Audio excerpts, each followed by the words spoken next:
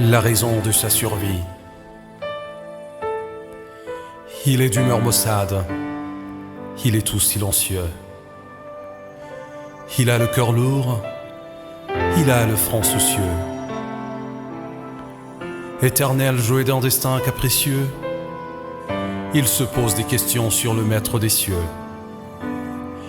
Il pense chaque jour au moment délicieux que lui ont gâché ces gens aux propos pernicieux et qui lui ont ravi à jamais ce qu'il avait de plus précieux, être entouré des siens au pays de ses aïeux.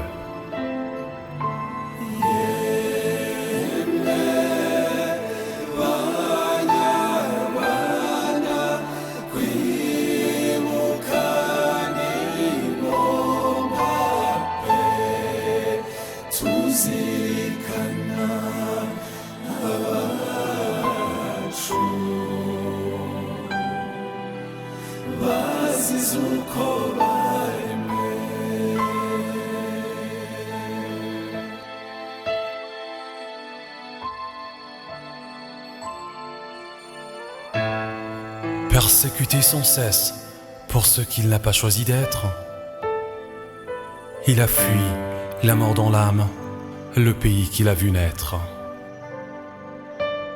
Et sur les routes de l'exil, il marche seul et triste. La mémoire du génocide obstinément le piste. Il entend encore les cris de ses petits-enfants qui, dans les bras de la mort, pleuraient en appelant maman. Il revoit encore ces hommes que du matin jusqu'au soir, on abattait à la machette comme des bêtes à l'abattoir. Il revoit encore ces femmes qui, avant d'être décapitées, étaient violentées, souillées dans leur intimité. Il revoit encore ces vieux qui, prostrés devant leur triste sort, soudoyaient leurs bourreaux pour que soit rapide leur mort. Il revoit encore ces vieilles implorant en vain secours à ceux qui, pour des raisons obscures, avaient décidé d'être sourds. Il revoit encore avec effroi couler des ruisseaux de sang dans ce beau pays devenu un charnier d'innocents.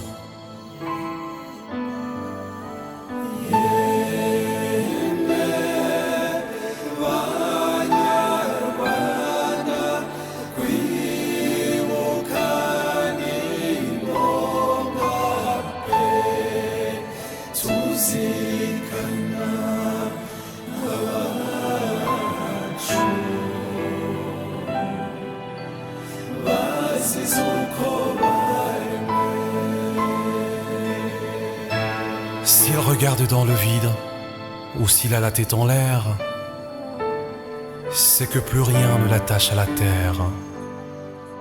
Il est naturellement classé parmi les survivants, mais lui se compte avec raison parmi les morts vivants. Son corps a été vidé de toute sa substance. Son âme chagrinée pleure toujours en silence. En le combat pour le combat qu'il mène pour la mémoire, mais il ne fléchit jamais quand il parle de son histoire.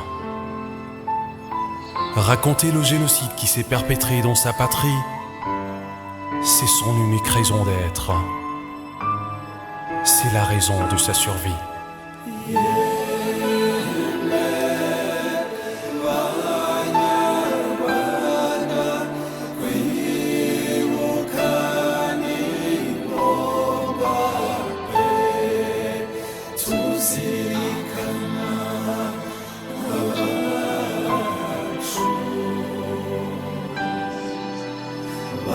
Zizuko